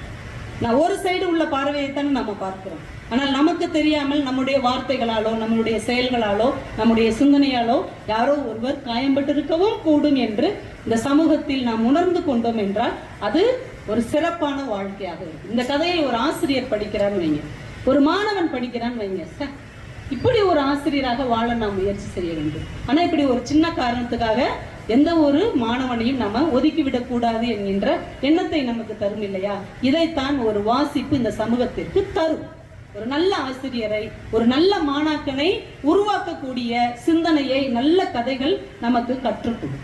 ஒருத்தர் இந்த வாரமலர்லயோ இதுலயோ அவங்க வாழ்க்கையில் நடந்த சம்பவம் அப்படின்னு எழுதுவாங்கல்ல, அதுல அப்படி ஒருத்தர் எழுதியிருந்தார். என்ன எழுதியிருந்தார் அப்படின்னா, ரொம்ப வருஷம் கழிச்சு அவருடைய ஸ்கூல் வாத்தியாரை அவர் பார்க்குறாரு. 5ஆப்புல சொல்லி கொடுத்த வாத்தியார் நேர்ல சந்திச்சு, சார் என்னை உங்களுக்கு தெரியுதா சார், நீங்க மட்டும் அன்னைக்கு என்னைய காட்டி கொடுக்காம விடாம இருந்தீங்கன்னு வைங்க, வாழ்க்கையே நாசமா போயிருக்கு சார், அன்னைக்கு நீங்க என்னை விட்டதுனாலதான் சார் நான் இன்னைக்கு நல்ல நிலைமையில இருக்கிறேன், நான் அன்னைக்கே திருந்திட்டேன். தம்பி நீ சொல்ற எதுவுமே எனக்கு புரியலப்பா, எப்ப என்ன நடந்தது? இல்ல சார் நம்ம 5th படிக்கும் போது சார் எல்லாம் பிடி பீரியட்ல விளையாட போனோம்ல சார், நான் ரொம்ப ஏழை குடும்பத்தை சேர்ந்தவன், ஒரு பையன் புதுசா வாட்ச் கட்டிட்டு வந்திருந்தான் சார், பிடி பீரியடுக்கு கலட்டி அவன் பேக்ல வச்சிருந்தான், நான் படக்குன்னு எடுத்து சட்டை பாக்கெட்ல போட்டேன், அவன் வாட்சை காணும்னு சொன்னோடனே நீங்க கதவை பூட்டிட்டு எல்லா பசங்களையும் ஒண்ணு போல கண்ணை மூடி நிக்க சொன்னீங்க, நாங்க எல்லாரும் கண்ணை மூடி நின்னோம், நீங்க ஒவ்வொருத்தர் பாக்கெட்லயா கையை விட்டுட்டே வந்து என் பாக்கெட்ல இருக்கிற வாட்சை எடுத்துட்டு மறுபடியும் எல்லார் பாக்கெட்லயும் கையை விட்டுட்டு திரும்ப டேபிள்ல வச்சு எல்லாரும் கண்ணை தரங்க, இந்த வாட்ச் கிடைச்சிருச்சு, இனிமே இது காணாம போனது பத்தியோ இதை யார் திருடினாங்க பத்தியோ பேசக்கூடாது, திருடுனவன் இனிமே இந்த செயலை செய்யக்கூடாதுன்னு சொன்னீங்க. அன்னைக்கு நான் திருந்திட்டேன் சார். ஒருவேளை நீங்க அன்னைக்கு என்னை காட்டி கொடுத்துருந்தீங்கன்னா நான் செத்தே போயிருப்பேன் சார். சிரிச்சுக்கிட்டே சொன்னார், நீ தானாப்பா அது? ஏன் சார் தெரியாதா உங்களுக்கு? இல்லப்பா, அப்படி எல்லாரும் பாக்கெட்டையும் செக் பண்ணும் போது உங்களை மட்டும் நான் கண் மூட சொல்லவில்லை, என் கண்களையும் மூடிவிட்டுத்தான் நான் சோதனை செய்வேன். ஏன்னா ஒருவேளை எனக்கு தெரிஞ்சா கூட உன்னை நான் பார்க்கும்போது இவன் திருடுனா அப்படிங்கிற ஒரு எண்ணம் எனக்கு வந்துவிடக் கூடாது இல்லையா, அதனால் நான் அப்படி செய்தேன். இப்படிப்பட்ட ஆசிரியர்களும் இந்த மண்ணில் வாழ்ந்திருக்கிறார்கள் என்பதற்கான அடையாளம் நம் கையில் இருப்பது இந்த புத்தகங்களால் மட்டும்தான் இருக்கிறது. இது மாதிரி ஒரு உன்னதமான ஆசிரிய மாணவ சமூகம் அமைந்தால் இந்த உலகம் எவ்வளவு அழகானதாக இருக்கும் என்பது இந்த புத்தகம் நமக்கு கற்றுக் கொடுக்கும். இன்னொரு கதை, அது ஒரு குழந்தை சம்பந்தப்பட்ட ஒரு ஆசிரியர் சம்பந்தப்பட்ட கதை தான், அதுவும் தீஜாவுடைய கதை தான். அதை சுருக்கமா சொல்லிடுறேன். குழந்தைக்கு ஜுரம் அப்படின்னு ஒரு கதை, தீஜாவுடைய கதை. சரவண வாத்தியார் அப்படின்னு ஒரு ஊர்ல ஒரு வாத்தியார் இருக்கிறார். அந்த ஊர்லயே இந்த புத்தகங்கள்லாம் பிரிண்ட் பண்ற ஒருத்தர் இருக்கிறார், பஞ்சாபகேசன் அப்படின்னு. அவருக்கு புத்தகங்கள்லாம் எழுதி தருவார். ஆனா அவர் வேற பேர்ல புத்தகத்தை வெளியிடுவார். சின்னராஜா அப்படின்ற ஒரு பேர்ல புத்தகங்களை எல்லாம் அவர் வெளியிடுவார். நல்ல லாபத்துக்கு அவர் விற்கிறார். ஆனா அந்த ஆசிரியருக்கு ஒரு புத்தகத்துக்கு மொத்தத்துக்குமே 50 ரூபாய் தான் கொடுப்பார். கிட்டத்தட்ட 20 புத்தகம் இவர் எழுதி கொடுத்திருக்கிறார். அந்த காலத்துல வாத்தியார்களுக்கெல்லாம் சம்பளம் ரொம்ப கம்மி. அதனாலதான் வக்கத்தவனுக்கு வாத்தியார் வேலை, போக்கத்தவனுக்கு போலீஸ் வேலைன்னு சொல்லியிருக்காங்க. ஏன்னா அவ்வளவு வருமானம் கம்மியோட நேர்மையாகவும் பிள்ளைகளை நல்ல முறையிலும் அன்றைக்கு வாத்தியார்கள் வளர்த்தெடுத்திருக்கிறார்கள். அப்படி கஷ்ட ஜீவனத்துல இவருக்கு புஸ்தகம் எழுதி வருகிற பணம் அவருக்கு ஓரளவு உதவியா இருக்கு. கிட்டத்தட்ட 20 புஸ்தகத்துக்கு 1000 ரூபாய் அவர் தரணும். கொஞ்சம் கொஞ்சமா அவர் ஒரு 600 ரூபாய் கொடுத்துட்டார். மீதி 400 ரூபாய் கொடுக்க வேண்டியிருக்கு. இவர் வீட்டுல ரொம்ப கஷ்டம். நேரா போறாரு, எப்ப மீதி 400 ரூபாய் எப்பப்பா தருவ அப்படின்னு. 400 ரூபாயா? 300 ரூபா தானே உனக்கு தரணும் அப்படிங்கிறார். இப்போ நீ 400 ரூபா தரணும்ப்பா, 300 ரூபா தான் தரணும். இடையில 2 தடவை வந்து 50 ரூபா வாங்கிட்டு போனீங்கல்ல, இடையில 2 தடவை வந்தேன், 50 ரூபா கேட்டேன், ஆனா நீ தரலையாப்பா. தந்தையா, நீலாம் ஒரு வாத்தியார் ஐயா, இப்படித்தான் பிள்ளைகளுக்கு பாடம் நடத்துவியா? தர்மம்னா உனக்கு என்னன்னு தெரியாதுன்னு மூஞ்சில் அடிச்ச மாதிரி பேசணுன்னே அவருக்கு அப்படியே வெளவெளுத்துறோம். ஏன்னா இது வரைக்கும் அவர்கிட்ட எதுவுமே இல்லாட்டாலும் மரியாதை அப்படின்னு ஒண்ணு இருந்தது. ஆசிரியருக்குன்னு ஒரு மரியாதை இருக்கும்ல, இந்த மரியாதையை கெடுத்துட்டானேன்னு அவருக்கு ரொம்ப வருத்தமாயிரும். பஞ்சாபகேஷன் நல்லா யோசிச்சு சொல்லுங்க, நீங்க எனக்கு 300 ரூபாய் தான் தரணுமா? ஆமாயா. இல்லப்பா, நீ 400 ரூபாய் தரணும், நான் எழுதி வச்சிருக்கேன் நோட்ல, நீங்களாம் எழுதி வச்சுக்கிட்டா நான் எப்படி பொறுப்பாக முடியுமோ? அவ்வளவு பெரிய ஆள் ஆயிட்டீங்களா நீங்க? 300 ரூபா திங்கக்கிழமை வந்து வாங்கிக்கோங்க. இவர் ஒரு பேப்பர் கொடுங்க பஞ்சாபகேஷன் அப்படிங்கிறார். அவர் ஒரு பேப்பர் கிழிச்சு கொடுக்குறார். இவர் எழுதுறார், எனக்கு வர வேண்டிய 1000 ரூபாயும் இவர் எனக்கு தந்து விட்டார், இவர் எனக்கு பணமே தர தேவையில்லைன்னு எழுதி கொடுத்துட்றார். ஒரு ஆத்திரத்துல, நீ என்னையா என்னை ஏமாத்தி கொடுக்கறது, தேவையே இல்லை அப்படின்னு அவன் வாங்கி பார்த்து கிழிச்சு போட்டு, அப்ப என்ன ஏமாத்துக்காரன்னு நீங்க நினைச்சீங்களா? அப்படி ஒண்ணு உங்க காசு எனக்கு தேவையில்லை, 300 ரூபாய் வர்ற திங்கக்கிழமை உங்க வீட்டுக்கு வந்து நான் தந்துடுறேன், போயா இனிமே உன் கடை பக்கம் நான் காலை கூட வைக்க மாட்டேன்னு சொல்லிட்டு இவர் கோச்சிட்டு போயிடுறேன். அவன் இறங்கி ஓடி வந்து சொல்றான், திங்கக்கிழமை உங்களுக்கு பணத்தை கொடுத்துட்றேன், 300 ரூபாயை கொடுத்துறேன், தேவையில்லை போயா அப்படின்ட்டு அவர் கோச்சிட்டு போயிடுறாரு. ஆனா வீட்டுக்கு போனா கிட்டத்தட்ட 2 மாசமா ஒரே குழந்தை, சின்ன குழந்தை நோய்வாய்ப்பட்டு கிடக்குது. ஜுரம் குறையவே இல்லை, காய்ச்சல் அப்படியே அக்னியா எரியுது. டாக்டர் மாத்தி மாத்தி மருந்து எழுதி கொடுக்குறாரு ஒழிய குழந்தைக்கு சரியாகல. மனைவி சொல்றாங்க, எல்லாம் சத்துள்ள பொருளும் வாங்கி கொடுத்தாதானே குழந்தை தேரும், இப்படி காசுக்கு நம்ம இவ்வளவு கஷ்டப்பட்டோம்னா என்ன செய்யறது, எப்படியாவது அவங்கிட்ட மிச்ச காசை வாங்குங்க, அவன் வீட்டு வாசல்லே நான் கால் வைக்க மாட்டேன்னு சொல்லியிருக்கேன், கால் வைக்கலைன்னா தள்ளி நின்று கேளுங்க அப்படிங்குவாங்க. இன்னும் இப்படி படுத்துறேன்ட்டு ரொம்ப வேதனையோட, வரவே மாட்டேன்னு சொன்ன ஒருத்தன்ட்ட போய் காசுக்காக நிக்கணுமேன்னு வேதனையோட நிமிர்ந்து பார்ப்பார். அவங்க வீட்லயும் ஒரு கேலண்டர் இருக்கும். என்ன கேலண்டர்னா, பரமசிவன் காளமாடோடையும் 2 பிள்ளைகளோடையும் உட்கார்ந்து இருக்கிற ஒரு கேலண்டர் இருக்கும். அப்படியே பார்ப்பார். இப்போ நம்மளா இருந்தா என்ன நினைப்போம், கடவுளே என்னையே இப்படி சோதிக்கிற அப்படிதான் நினைப்போம். அவர் அந்த 2 குழந்தைங்களையும் பார்ப்பார். உனக்கு என்னப்பா வியாதி வெக்க இல்லாத பிள்ளைகள், ஏன் நிலம அப்படியா? இப்படியெல்லாம் ஒரு எழுத்தாளனால தான் சிந்திக்கவே முடியும். என்னைக்காவது நம்ம வீட்டில் இருக்கிற போட்டோவை பார்த்து என்னை இப்படி சோதிக்கிறியேன்னு சொல்லுமே ஒழிய, உன் மொட்டாட்டி பிள்ளைகள்லாம் நல்லா தானேயா இருக்கு, நாங்கள் மட்டும் ஏயா கஷ்டப்படணும்னு யாராவது சாமியை பார்த்து கேட்டிருக்கோமா? ஆனால் அவர் கேட்கார். தீஜா இப்படிப்பட்ட பிள்ளைகள், வியாதி வெக்க இல்லாத பிள்ளைகள். ஆனால் என் பிள்ளைங்க பாரு, இப்படி என் பிள்ளை நோய்வாய்ப்பட்ட பிள்ளையா நீ எனக்கு கொடுத்துட்டேன். நான் ஒரு நிமிஷம் யோசிச்சு பார்த்தேன், ஒருவேளை பிள்ளையாருக்கோ முருகனுக்கோ காய்ச்சல் வந்து உடம்பு சரியில்லாம போய் பரமசிவன்கிட்ட காசே இல்லாம ஆஸ்பத்திரிக்கு மருந்து கிடைக்கும் அலைஞ்சாருன்னா எப்படி இருக்கும்? படைப்பாளி யோசிக்கிறார், அப்படி உனக்கு என்னப்பா பிரச்சனை இல்லாத பிள்ளைகள், ஆனா என் பிள்ளை அப்படியா அப்படின்னு ரொம்ப வேதனையோட திரும்ப இவன் வீட்டுக்கு போக வேண்டியிருக்கேன்ட்டு போறார். போய் வாசல்ல பாக்குறாரு, வேலைக்காரர் இங்கிட்டு ஓடிட்டு இருக்காங்க. என்னடா என்ன பிரச்சனை, அவர் இருக்காரா? இருக்காரு, உள்ள போங்க. அந்த அம்மா திடீர்னு ரத்த வாந்தி எடுத்து மயங்கி கிடக்கு. இந்த சூழ்நிலையில உள்ள போகவான்னு யோசிக்கிறேன். போங்க சார் போங்க அப்படின்னு சொன்னோன்னா உள்ள போனா ஒரு பெருங்கொண்ட கூட்டமே உள்ள கிடக்கு. வந்து அந்த அம்மாவை பிடிச்சி அமுக்கிட்டு இருக்காங்க. அதுக்கு திடீர்னு வலிப்பு மாதிரி வருது, அப்படி பல்லெல்லாம் நர நரன்னு கடிக்குது. இந்த பஞ்சாபேஷன் பரிதாபமா உட்காந்துருக்காரு. இப்போ ஓடி போய் என்ன சார் என்னாச்சு? தெரியல சார், திடீர்னு இப்படி ரத்த வாந்தி எடுக்கிறா, காலையிலேருந்து ஒரு மாதிரி தான் இருந்தா, குடும்ப டாக்டரை கூட்டு வந்தோம், ஊசி போட்டு விட்டுட்டு போயிருக்கிறாரு சார், இது ஒன்றும் சரியில்லை, நீங்கள் மறுபடியும் டாக்டரை வர சொல்லுங்க, அதான் பையனை அனுப்பியிருக்கேன் அப்படிங்கிறார். அந்த பையன் வந்து சொல்கிறான், டாக்டர் இப்போக்குள்ளே வரமாட்டாராம், அவருக்கு நிறைய வேலை இருக்குதான், நீங்கள் கொடுத்த மருந்தையே திரும்ப கொடுப்பீங்களா அப்படின்றான். உடனே இவர் சொன்னார், இல்லை சார் இது ரொம்ப மோசமான சிக்கலான சூழ்நிலையா தெரியுது, ஏதாவது ஒரு டாக்டர் நான் எப்படியாவது ஏற்பாடு பண்ணுறேன்ட்டு இவர் ஓடுறார். இவர் எதுக்கு வந்தார்? தான் பிள்ளைக்கு உடம்பு சரியில்லை, கொடுக்க வேண்டிய காசை கொடுறான்னு வாங்க வந்தார். அவர் மனைவிக்கு உடம்பு சரியில்லைன்னா இவர் தெருவா ஓடுவார், ஒவ்வொரு டாக்டரையா கூப்பிடுவார். ஏன்னா சாயந்தரத்துக்கு மேலே லேட் ஆயிடும், எந்த டாக்டர் இப்பெல்லாம் பார்க்க முடியாதுங்க, அதான் அவங்க மருந்து கொடுத்துருக்காங்கல்ல அந்த டாக்டரையே பாருங்க பாருங்கன்னு ஒரு 3-4 இடத்துல சொல்லிடுவாங்க. இவருக்கு என்ன பண்ணுனே தெரியாது. இவர் கூட படித்த ஒரு நண்பன் வந்து டாக்டராக இருப்பார்.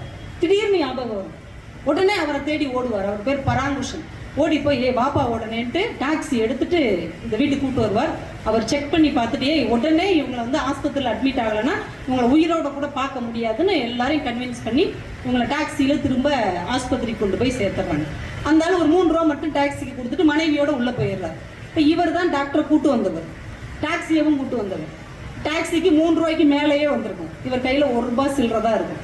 அதை டாக்ஸிக்கு கொடுத்துட்டு மீதி காசை டாக்டர்கிட்ட கொடுத்து அவரையும் வீட்டில் விட்டுட்டு, என் பிள்ளைக்கும் உடம்பு சரியில்லை டாக்டர் அப்படின்னு சொல்லுவார். ஐயோ அப்படியா, சரி இந்தாங்கன்ட்டு ஒரு மருந்து கொடுப்பார். ஃப்ரீயாக இருக்கும் போது நான் உங்கள் வீட்டுக்கு வரேன் சரின்ட்டு மருந்தை வாங்கிட்டு கிளம்புவார். நைட்டு 1 மணி ஆயிடும். இப்போ டாக்டர் சொல்லுவார், நண்பர் தானே, இவ்வளோ நேரம் ஆயிடுச்சு வீட்டுக்கு எப்படி போவீங்க, ஆட்டோ டாக்ஸி கிடைக்காதுல்ல, இங்கே வேணால் தங்கிட்டு போங்களேன் பாரு. இல்லை இல்லை நான் பார்த்து போயிடுவேன் அப்படின்னு வெளியில் வந்தால் வெறும் 4 ரூபாவோ எவ்வளோதான் இருக்கும். அந்த காலத்தில் 4 ரூபாய்க்கு ஒரு சோடாவும் 2 வாழைப்பழமும் சாப்பிட்லாம். அதை வாங்கி சாப்பிட்டுட்டு 1.5 மைல் அவர் வீட்டுக்கு போகணும். டாக்ஸிக்கும் ஆட்டோவுக்கும் எதுக்குமே காசு இல்லை, ரிக்ஷாவுக்கு. அப்படியே நடந்து போகிறார். அந்த இருட்டுக்குள்ளே இருந்து யாரோ சிரிக்கிற ஒரு சத்தம் கேட்டு படக்குன்னு பார்ப்பார். பார்த்தா ஒரு ஜட்கா வண்டி குதிரை நிற்கும். அந்த குதிரை கணைக்கிற சத்தம் இவருக்கு சிரிக்கிற மாதிரி கேட்கும். உடனே இவர் சிரிச்சிருவார். இப்படி சிரிச்சுக்கிட்டே அவர் வீட்டுக்கு நடந்து போவார். தூரத்தில் வாழை மரத்தில் இருக்கிற குருவிகள் சிரிக்கிற சத்தம் அவருக்கு கேட்டது. இப்படி முடிச்சிடுறார் தீஜா. இந்த கதையில் ஏதாவது தீர்வு இருக்கா? இதில் முடிவு இருக்கா? அவர் பிள்ளைக்கு என்னாச்சுன்னு தெரில. ஆனால் இவருக்காக ஓடி போய் அவங்க மனைவியை கொண்டு போய் ஆஸ்பத்திரியில் விட்டு அவங்கள சரி பண்ணிட்டு வந்துட்டார். இப்போ இந்த கதையை அம்போன்னு விட்டுட்டார். இவர் பிள்ளைக்கு சரியாச்சா சரியாகலை. ஆனால் முடிவு என்ன சொன்னார்? அவர் சிரிச்சுக்கிட்டே போறாரு. தூரத்தில் வாழை மரத்தில் இருக்கிற குருவிகளும் சிரிக்கத்தான் செய்தது. நாம தான் புரிஞ்சுக்கணும், இன்னொருவருக்கு நல்லது செய்துவிட்டு வருகிற ஒருவனின் பிள்ளை நிச்சயமாக காப்பாற்றப்படும். இவன் வீட்டுக்கு போறதுக்குள்ள அந்த குழந்தையும் சிரிக்கணும். பொம்மை குதிரை சிரிக்குது, அங்கே குருவி சிரிக்குது. இவ்வளவு பிரச்சனைகள் இருந்தாலும் கூட இவருக்கும் சிரிப்பு வந்து விடுகிறது என்றால் என் பிள்ளை நிச்சயமா பிழைத்திருக்கும் என்கின்ற நம்பிக்கையை சொல்லாமல் நமக்கு எழுத்தாளன் தருகிறார். இந்த நம்பிக்கையை தான் இந்த எழுத்து நமக்கு தருகிறது. இன்னொருத்தனுக்கு நல்லது செய்யறதுனால, இன்னொருத்தன் நம்மை ஏமாற்றினால் கூட அதை தாங்கிக் கொண்டு அவனுக்கு நல்லது செய்வதால் நமக்கு என்ன கிடைக்கும் என்றால் நிச்சயமாக நல்லதுதான் கிடைக்கும் என்கின்ற நம்பிக்கையை ஒரு எழுத்தாளன் நமக்கு ஆழமாக அழுத்தமாக தருகிறார். இன்னும் ஒரு சின்ன கதை, சுஜாதா அவர்களுடைய கதை. சுஜாதா கதை எப்பயுமே சம சுவாரஸ்யமா இருக்கும். வாழ்க்கையில சில கனவுகள் வந்து நம்மளால மறக்கவே முடியாது தெரியுமா? ஒரு பொருளுக்கு சின்ன வயசுல நீங்க ஆசைப்பட்டிருப்பீங்க, அது கிடைக்கவே இல்லைன்னு வைங்களேன், அது வளர்ந்து நம்ம பெருசாகி என்னென்னமோ வாங்கினா கூட அந்த மொத ஏங்கி தவிச்சோம் இல்லையா, அது மனசுக்குள்ள பசுமையாவே நின்றுட்டே இருக்கும். இவர் கதை பேரு முதல் சைக்கிள். இவர் ஸ்ரீரங்கத்துல இவங்க பாட்டி வீட்டுல தங்கி படிச்சுட்டு இருக்காரு. இவர் சின்ன வயசுல இருந்து எந்தெந்த வண்டியெல்லாம் வச்சிருக்கிறாருன்னு யோசிக்கிறார். ரொம்ப இவர் சின்ன பையனா இருக்கும்போது இவங்க அப்பாவுடைய மோட்டார் சைக்கிள் உட்காந்து வாயிட்டே சின்ன குழந்தைங்க ட்ருன்னு சவுண்டு கொடுப்பாங்களா, அப்படி கொடுத்து அவர் கோயம்புத்தூர், கேரளா, ஆந்திராலாம் போயிருக்காரு உட்காந்துக்கிட்டே ட்ருன்னு சொல்லிக்கிட்டு. அப்புறம் வளர்ந்த உடனே இவருக்கு ஒரு 3 சக்கர சைக்கிள் தர்றாங்க. அந்த சைக்கிளை தம்பியை வச்சு ஓட்டுறாரு. தம்பியோடைய நடவண்டி, வீட்டில் இருக்க தகர டப்பா இதையெல்லாம் மாட்டி ஓட்டி பார்க்குறாரு. அப்பயும் அவருக்கு சுவாரஸ்யம் இல்லைன்னு வீட்டில் இருக்க ஒரு பெரிய மேஜையை மாட்டி இழுத்து பார்க்குறாரு. அந்த மேஜை பின்னாடி இருந்து இழுத்து அந்த வண்டி உடஞ்சே போயிடும். அப்புறம் கொஞ்சம் வளர்றாரு. நீங்கள் நம்ம பருவம், நம்ம காலத்துலலாம் இதெல்லாம் நடந்தது. நீங்கள் சைக்கிள் ஓட்ட கற்றுக்கோங்கன்னு சொன்னீங்க இல்லையா, அப்போ வாடகை சைக்கிள் கடையில் தான் சைக்கிள் கிடைக்கும். சொந்தமாக சைக்கிள் அப்போ யார்கிட்டையுமே இருக்காது, ரொம்ப பணக்காரங்க கிட்ட தான் இருக்கும். நம்ம என்ன பண்ணுவோம், எல்லா நண்பர்களோடய சேர்ந்து இவர் எட்டனா கொடுத்து 1 மணி நேரத்துக்கு சைக்கிளை வாங்கி 8 பேர் பழகியிருக்காங்க. அது இவர் கொஞ்சம் இழந்தாள் இல்லை, ஆள் பரிதாபமாக இருக்கனால இவருக்கு வாய்ப்பே கொடுக்காம எல்லாருக்கும் சைக்கிளை பின்னாடி பிடிச்சிக்கிட்டே ஓட விட்டுருக்காங்க. இவர் சைக்கிள் பழகினதை விட சீட்டை பிடிச்சி பின்னாடி ஓடினதான் அதிகம் அப்படின்னு எழுதியிருக்காரு. அப்புறம் வளர்ந்து 10th படிக்க ஆரம்பிச்சிட்டார் ஸ்ரீரங்கத்தில் பாட்டி வீட்டில் இருந்து. இப்போ டியூஷன், மேத்ஸ் டியூஷன் படிக்கிறதுக்கு ஒரு 4 பேர் தள்ளி போக வேண்டியிருக்கு. இப்போ பாட்டிகிட்ட வாய் விட்டு கேட்குறாரு, பாட்டி ஒரு சைக்கிள் இருந்தால் தான் பாட்டி என்னால் அவ்வளோ தூரம் போக முடியும், ரொம்ப கஷ்டமாக இருக்குது. சரிடா விசாரி, யார்ட்டையாவது சைக்கிள் விசாரி, உங்கள் அப்பா வரும்போது கேட்போம் அப்படிங்கிறாங்க. ஒரு விசாரிச்சா இவருக்கு ரொம்ப வேண்டப்பட்ட ஃப்ரெண்டு ஒருத்தர் பச்சை கலர் பெயிண்ட் அடித்த ராலே சைக்கிள், அப்போ அதுதான் ரொம்ப ஃபேமஸ். இந்த ராலே சைக்கிள் ஒன்று வச்சிருக்கிறான், விற்கிற ஐடியாவில் இருக்கிறான். டே இந்த வண்டி எவ்வளோடா, நீ முதல் ஓட்டி பாடுறா, இருக்கட்டும்டா சொல்லு, நீ ஓட்டி பாடுறா அப்படின்றான். எடுத்து ஓட்டி பார்த்தா அப்படியே சல்லுன்னு கதவுக்கு எண்ணெய் தேய்ச்சா அது எப்படி வலுவலுன்னு இருக்கும், அது மாதிரி இந்த வண்டி எப்படி சல்லுன்னு வலுவலுன்னு போகுது. பெல் அடிச்சா சும்மா 1 கிலோமீட்டருக்கு கேட்குது. ரொம்ப பிடிச்சி போச்சு, அப்படி சல்லுன்னு இறங்கி, ரொம்ப பிடிச்சிருக்குடா, ரொம்ப பிடிச்சிருக்கா, ஆமாம் எவ்வளோன்னு சொல்லுடா, மற்றவங்களுக்குன்னா 80 ரூபா, உனக்கு என் ஃப்ரெண்டுங்கிறவங்க உனக்கு 50 ரூபா. 50 ரூபாய்க்கு இப்படி ஒரு அருமையான சைக்கிள், சரிடா எனக்கு ஒரு வாரம் மட்டும் டைம் கொடுன்ட்டு வந்துடுறாரு. இப்போ பாட்டிகிட்ட சொல்கிறார், பாட்டி வரதான் வச்சிருக்கிறான், 50 ரூபாய்க்கு அருமையான சைக்கிள் எப்படியாச்சும் எனக்கு வாங்கி கொடுக்குறது, சாமாரு ஞாயிற்றுக்கிழமை உங்கள் அப்பா வருவான், நான் நல்ல மூடு பார்த்து சொல்வேன், அப்போ கேளு, நீ பாட்டு வந்த உடனே கேட்டு தொலைஞ்சிடாதான் அவன் கோவக்காரன் திட்டி விட்டுருவான்னு. சரி பாட்டின்ட்டு ஞாயிற்றுக்கிழமை அவங்க அப்பா வருகைக்காக ஒரு வாசல்லே நிற்பார். அவங்க அப்பா வந்ததுலேருந்து எல்லா வேலையும் ஓடி ஓடி செய்வார். பாட்டியை பார்ப்பார், பாட்டி வந்து இப்போ கேட்காதுன்னு சிக்னல் பண்ணிக்கிட்டே இருக்கும்.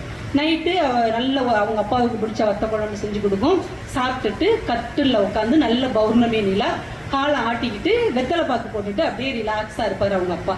இப்போ பாட்டி கூப்பிடுறாரு, இப்போ கேளு உங்கள் அப்பாட்ட அப்படின்னு. அதுவாக போய் அப்படின்னு வார்த்தையே வராது. இன்னைக்கு பாட்டி சொல்லும், ரங்கராஜா என்னமோ கேட்குறாங்கிறான், என்னன்னு கேளு, என்னடா அப்படிம்பார்.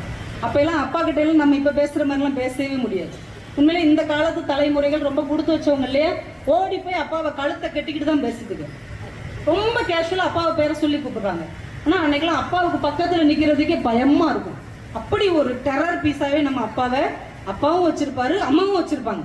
அப்பாவை பார்த்தாலே பயமாக இருக்கும். அப்படியே போய் நிற்கிறான், என்னடா என்ன சொல்லு, இல்லைப்பா டியூஷன் போக வேண்டியிருக்காம்மா, டியூஷன் போகத்தானே செய்யணும், ரொம்ப தூரம் போக வேண்டியிருக்குப்பா, சரி சைக்கிள் இருந்தால் நல்லாயிருக்கும். என்ன புது சைக்கிளா, இல்லைப்பா செகண்ட் ஹேண்டு தான், எவ்வளவு, 50 ரூபாப்பா, அதெல்லாம் ஒன்றும் வேண்டாம், நடந்து போய் படி, அப்போ தான் அறிவு வரும். இல்லைப்பா வந்தும் இல்லை போயும் இல்லை சைக்கிளும் இல்லைப்பா படி அப்படின்றாரு. இவருக்கெல்லாம் நைட்டு ஏங்கி அழுகிறாரு. இவரெல்லாம் ஒரு அப்பனா, இதெல்லாம் ஒரு மனுஷனா, ராட்சஸ், இப்படி ஒரு மனுஷன் உலகத்திலே கிடையாதுன்னு விடிய அவங்க அப்பாவை திட்டி தீக்கிறார். விடிஞ்சவொடனே அவங்க அப்பா கிளம்புறாரு. இவங்க அப்பாட்ட டாட்டா சொல்லலை, பேசலை, மூஞ்ச தூக்கி வச்சுக்கிட்டு இருந்துறாரு. அவங்க அப்பா போயிடுறாரு. இப்போ காலங்கள் ஓடுது. இவர் படித்து நல்ல வேலைக்கு வந்து மோட்டர் பைக் வாங்குறார், நிறைய கார் மாத்துறாரு, ஃப்ளைட்டே ஓட்டுறாரு, எழுத்தாளருங்கிறதுனால ரயில் இன்ஜின் கூட ஓட்டுறாரு, ரோடு போடுற மிஷின்லாம் கூட ஓட்டுறாரு. எல்லா பயணத்தையும் அவர் பார்த்துட்டார். ஆனாலும் மனசுக்குள்ள அந்த சைக்கிள் ராலே சைக்கிள் உறுத்திக்கிட்டே இருக்கு. இப்போ அவங்க அப்பா இறக்குறதுக்கு 1-2 மாசத்துக்கு முன்னாடி அவங்க அப்பா கூட ரொம்ப நேரம் பேசுறதுக்கு ஒரு வாய்ப்பு கிடைக்குது. அவங்க அப்பா படுத்த படுக்கையா இருக்கிறார். ஒரு கையை பிடிச்சிக்கிட்டு பேசிக்கிட்டே இருக்கிறார். பழைய ஞாபகத்தெல்லாம் சொல்றாரு. ரங்கராஜா உனக்கு ஞாபகம் இருக்கா, நம்ம அங்கே போனோம் இங்கே போனோம்னு ஒன்று நான் சொல்லும் போது டக்குன்னு சொல்றாரு, நீ ஒரு சைக்கிள் வேணும்னு கேட்ட ஞாபகம் இருக்கா, நீ 10th படிக்கும்போது. ஆமாப்பா பச்சை கலர் ராலே சைக்கிள் நீங்கள் வாங்கியே தரல. ஆமாடா அன்னைக்கு முழுக்க நீ என்கிட்ட பேசவே இல்லை, என்னை கூட நீ ரொம்ப திட்டிருப்ப. ஆமாப்பா ஏன்ப்பா வாங்கி தரல, எவ்வளோ ஆசையாக கேட்டேன். இல்லைடா அப்போ என்கிட்ட 50 ரூபா பணம் இல்லைடா, அப்போ என்கிட்ட 50 ரூபா பணம் இல்லைடா. இதோட வரியோட முடிச்சிடுறார் சுஜாதா. அப்பா திமிருனாலேயோ ஆணவத்தினாலேயோ இவனுக்கு வாங்கி தரக்கூடாதுன்னு எண்ணத்தினாலேயோ வாங்கி தராமல் இல்லை, அப்பாவிடம் பணம் இல்லை. அந்த காலத்து அப்பாக்களிடம் பணம் இல்லை என்று பிள்ளைகளிடம் சொல்வதை கூட தயக்கமாக தவிர்த்து இருக்கிறார்கள். அதனாலதான் இந்த பிள்ளைங்க அப்பா ராட்சசேன்னு கூட திட்டிட்டு போட்டோம், அப்பா கையாளாதவன், அப்பா இயலாதவன், அப்பா இல்லாதவன் பிள்ளைகள் நினைத்து விடக்கூடாது. அதற்கு பதிலாக அப்பா மோசமானவன் கூட நினைச்சிட்டு போயிடும். அப்பா எதுவுமே வாங்கி தர மாட்டான்னு கூட நினைச்சிட்டு போகட்டும். ஆனால் அப்பாவிடம் இல்லை என்று இந்த பிள்ளைகள் கழிவிறக்கம் கொண்டு விடக்கூடாது என்பதில் அந்த காலத்து தகப்பன்கள் ரொம்ப கவனமாக இருந்தார்கள் என்பதை இந்த சுஜாதா முடிக்கும் போது நம்மால் உணர முடியும். என் கூட 5ஆம் கிளாஸ் வரைக்கும் ஒருத்தன் படித்தான், சுமாராக தான் படிப்பான். அப்புறம் 6-7 ஏதோ படிச்சுட்டு மில்லு வேலைக்கு போயிட்டான். அவன் கஷ்டப்படுற குடும்பம். ஒரு 10 வருஷம் 15 வருஷம் முன்னாடி அவங்க தெருவில் ஏதோ நான் ஒரு ஸ்பீச்சுக்காக போயிருந்தப்போ அவன் ஃபோன் பண்ணி அவங்க வீட்டுக்கு வர சொன்னான். அவங்க வீட்டுக்கு போயிருந்தேன். அவன் வர லேட்டாக இருந்தது. ஒய்ஃபு டீலாம் போட்டு கொடுத்தாங்க. 2 சின்ன பிள்ளைங்க, ஸ்வீட்டு கொஞ்சம் ஃப்ரூட்ஸ்லாம் நான் வாங்கிட்டு போயிருந்தேன். எப்பயுமே யார் வீட்டுக்கும் நண்பர் வீட்டுக்கு சொந்தக்காரங்க வீட்டுக்கு போனால் ஏதாவது வாங்கிட்டு போகணும். இப்போ போகும்போது புக்கு வாங்கிட்டு போங்க. ரொம்ப சின்ன குழந்தைகள் இருந்தால் கொஞ்சம் பழங்கள் இல்லை ஸ்வீட்ஸ் வாங்கிட்டு போகணும். ஏன்னா எங்கள் வீட்டுக்கு யாராவது வெறுங்கையாக வந்தால் என் பிள்ளைங்க என்னை கேவலமாக பார்ப்பாங்க, உன் சகவாசத்தை பாரு அப்படின்னு. அது மாதிரி நம்மளே நினச்சிடக்கூடாது அப்படிங்கிறதுக்காக நான் அதெல்லாம் வாங்கிட்டு போனேன். அந்த பிள்ளைங்க ஆசையாக வாங்கிட்டு போய் உட்காந்துக்கிட்டாங்க. அந்த பொண்ணுகிட்ட பேசிகிட்டு இருந்தேன். அவள் சொன்னான், என் வீட்டுக்காரரும் நல்லா படிச்சிருந்தா உங்களை விட நல்லா வந்திருப்பாருன்னு அப்படின்னுச்சு. ஆமாம் ஆமாம், சொல்ல முடியாது, ஒருவேளை விருதுநகர் மாவட்ட கலெக்டராக கூட வந்திருப்பாம்மா அவன் வீட்டுக்காரன் அப்படின்னு. அந்த பிள்ளை அதை ரொம்ப நம்பி சந்தோஷமாக எனக்கு இன்னொரு டீ போட போச்சு. இப்போ என் நண்பன் ஒரு டிவிஎஸ் 50 அதுலேயே வந்தான். வேகமாக அவன் உள்ளே வந்தோடனே பிள்ளைங்க ஓடி போய் அவன் காலை கட்டிக்கிட்டு அப்பா அனுப்பிச்சு சனியா போ அப்படின்னோடனே ரெண்டும் போய் அமைதியாக உட்காந்துருச்சு. வந்து என்கிட்ட பேசிட்டு இருக்கோம். சொன்னேன், ஏன்டா பிள்ளைகளை போய் வந்த உடனே இப்படி திட்டுற, அவங்க எவ்வளோ ஆசையாக ஓடி வந்தாங்க அப்படின்னு. அதுதான் ஒரு பதில் சொன்னான், சார் நீ வேற இந்த சம்பளத்தில் வீட்டு வாடகை பிள்ளைங்க ஃபீஸு எவ்வளோ பாடாக இருக்குது தெரியுமா, சிரிச்சுக்கிட்டே வந்தோம்னா ஓடி வந்து காலை கட்டி பிடிப்பாங்க, அன்பாக பேசணும்னா அடுத்த நிமிஷமே எனக்கு அது வாங்கி கொடுப்பா இது வாங்கி கொடுப்பாம்பாங்க, வந்த உடனே திட்டோன்னு வையன் அமைதியாக உட்காந்துருவாங்க. அதனால தான் என் பிள்ளைகள்கிட்ட நான் அன்பாகவே பேசுறது இல்லை. ஆனால் ஒரு அப்பாவின் தியாகத்திற்கு பின்னால் எவ்வளோ பெரிய வேதனை ஒளிந்திருக்கிறது என்பதை நம்மில் எத்தனை பேர் புரிந்திருக்கிறோம். அம்மாவுடைய தியாகம் நம்ம கண்ணுக்கு முன்னாடி பளிச்சுன்னு தெரியும். ஆனால் அப்பாவினுடைய தியாகம் தெரியாத மாதிரி வளர்ப்பதுதான் அப்பாவின் இயல்பாக இருக்கிறது என்பதை சுஜாதா எழுதின அந்த கதையின் மூலமாகவும் என் நண்பனின் வாழ்க்கை மூலமாகவும் நான் அறிந்து கொண்டேன். நம்ம வீட்டின் உறவுகளை நாம இழந்து போன ஒரு உன்னதமான ஆசிரியர் மாணவர் உறவை நாம் தொலைத்த எத்தனையோ நல்ல சிந்தனைகளை எல்லாம் மீண்டும் நமக்கு புதுப்பித்து தருவதற்கு தான் இன்றைக்கு இந்த புத்தகங்கள் தேவைப்படுகிறது. ஏன்னா இன்னைக்கு வாழ்க்கையை கற்றுக் கொடுப்பதற்கு தாத்தாவோ பாட்டியோ நல்ல நண்பர்களோ நம்மிடம் இல்லை. எல்லாம் சுயநலத்தின் சுரங்கங்களாக மாறிக்கொண்டிருக்கிற இந்த நேரத்தில் நம்மை வழிகாட்டுவதற்கு நமக்கு கிடைத்த ஒரே ஆதாரம் இந்த புத்தகங்கள் மட்டும்தான். ஒன்றை சொல்லி நிறைவு செய்கிறேன். இந்த வாழ்க்கையின் மகத்தான பரிசு என்பது எது தெரியுமா நண்பர்களே? விக்டர் பிராங்கல் அப்படின்னு ஒருத்தர் யூத வதை முகாம்ல ஹிட்லர்கிட்ட பயங்கர சித்திரவதையெல்லாம் அனுபவிச்சாரு 20ஆம் நூற்றாண்டுல. அந்த வதை முகாம்ல இருந்து தப்பிச்சு வந்தவர். அந்த மனிதர் தன்னுடைய வாழ்க்கையை ஒரு புத்தகமாக எழுதினார். அது தமிழ்லையும் வந்திருக்குது, வாழ்வின் அர்த்தம் மனிதனின் தேடல் அப்படின்னு. அதுல ஒரு சம்பவம் அவர் எழுதுறார். ஒரு நாள் நள்ளிரவு அவருக்கு ஒரு தொலைபேசி அழைப்பு வந்திருக்கு. அவர் எடுத்து பேசுறார். ஏதோ ஒரு பொண்ணு பேசுது, சார் நான் தற்கொலை பண்ணிக்கலாம்னு நினைக்கிறேன். உடனே இவர் ஏன் அப்படிலாம் நினைக்கிறீங்க சொல்லுங்க அப்படின்னா, அதுதான் பிரச்சனை எல்லாம் சொல்லி சொல்லி போன்லயே அழுகுது. ஒரு அவ்வளோத்தையும் கேட்டுட்டு, அப்படிலாம் நினைக்க கூடாதுமா, வாழ்க்கைங்கிறது வாழ்றதுக்கு தான். இந்த இவங்கெல்லாம் வாழ்ந்தாங்க, அவங்கெல்லாம் வாழ்ந்தாங்க, இவங்கெல்லாம் வாழ்ந்தாங்கன்னு ஒரு 5 பேர் வாழ்க்கை வரலாறு அந்த அம்மாவுக்கு சொல்லின உடனே, சரி சார் நான் தற்கொலை பண்ணிக்க மாட்டேன்ட்டாங்க. அப்பாடா ஒரு தற்கொலையை தடுத்துட்டோன்னு போன வச்சிட்டார். ஒரு 2-3 மாசம் கழிச்சு அந்த அம்மாவை நேரில் சந்திச்சிடறார் தற்செயலா. அந்த லேடி சொல்றாங்க, அன்னைக்கு என் தற்கொலையை நீங்க தான் தடுத்தீங்க. ஆமா இல்ல, நீங்க தற்கொலை என்னத்தை விட்டீங்களா? ஆமா. நான் சொன்ன அறிவுரையில எந்த அறிவுரை வந்து உங்களை திருத்துச்சு, உங்களை தற்கொலையில இருந்து தடுத்து நிறுத்துச்சு? எதுவுமே இல்லை அப்படின்றாங்க. ஏமா நான் உளுந்து ஒரு 5 பேர் கதை சொன்னேனே, அதுல ஒண்ணு கூட உன்னைய மாத்தல, நீங்க சொன்ன எதுவுமே என்னைய மாத்தல. அப்புறம் எப்படி நீங்க தற்கொலை எண்ணத்தை விட்டீங்க? இல்லை சார், நடு ராத்திரி எனக்கு யாருமே துணைக்கு இல்லை, வாழ்க்கையே எனக்கு வெறுத்துருச்சு, அடுத்து சாகத்தான் போறோம்னு முடிவு பண்ணிட்டேன், அப்பதான் உங்களுக்கு ஃபோன் பண்ணேன். ஆனா என் பிரச்சனைய, என் துன்பத்தை, என் துயரத்தை நீங்க பொறுமையா காது கொடுத்து கேட்டீங்க பாத்தீங்களா? அப்ப யாருமே இல்லாத ஒருவருக்கு கூட யாரோ ஒருவர் இருக்கிறார் என்கின்ற நம்பிக்கை தான் இந்த வாழ்க்கையின் மேல் எனக்கு ஒரு அர்த்தத்தை தந்தது. உண்மையிலே வாழ்க்கையின் அர்த்தம் என்பது இப்படி வாய்கிழிய பேசுவதோ வாதம் புரிவதோ இல்லை. அடுத்தவர்களின் வலியை, பிரச்சனையை, துயரத்தை 5 நிமிடம் காது கொடுத்து கேட்பதுதான் வாழ்க்கையின் மிகப்பெரிய பரிசு என்பதை அந்த புத்தகம் உணர்த்தியது. பேசுகிற ஒரு வாயை விட கேட்கிற 2 காதுகள் உன்னதமானவை என்று அன்றைக்கு நான் அறிந்து கொண்டேன். இன்றைக்கு இத்தனை காதுகள் இங்கே கேட்டுக்கொண்டிருக்கின்றன. இந்த காதுகள் வலியுற்றவர்களின், துயருற்றவர்களின், சோகத்தால் தளர்ந்திருப்பவர்களின் வார்த்தைகளுக்காகவும் திரும்பினால் இந்த வாழ்க்கை மகத்தானதுதான் என்பதை நாம் அனைவரும் உணர்ந்திருக்கிறோம் என்பதற்கு அது அடையாளமாக இருக்கும். என் இனிய நண்பர்களே, குடித்து வைத்த தேநீர் கோப்பை அங்கேயே இருக்கிறது, குடித்து வைத்த தேநீர் கோப்பை அங்கேயே இருக்கிறது. படித்து வைத்த புத்தகம் மட்டும்தான் நம் வாழ்க்கையில் கூடவே வருகிறது. நோக்கும் திசையெல்லாம் நூலின்றி வேறில்லை, திசைகளை வழிகாட்ட நூலின்றி யாரும் இல்லை என்று சொல்லி புத்தகங்களை வாசிப்போம், இந்த உலகத்தை இன்னும் புதிதாய் மாற்றுவோம் என்று சொல்லி வாய்ப்புக்கு நன்றி கூறி விடைபெறுகிறேன். நன்றி, வணக்கம். இந்த பதிவை குறித்து உங்களுடைய கருத்துக்கள் வரவேற்கப்படுகின்றன. மறவாது ஐதருமபுரி சேனலை சப்ஸ்கிரைப் செய்து பாருங்கள். இந்த நாள் இனிய நாளாக அமைய வாழ்த்துகின்றோம்.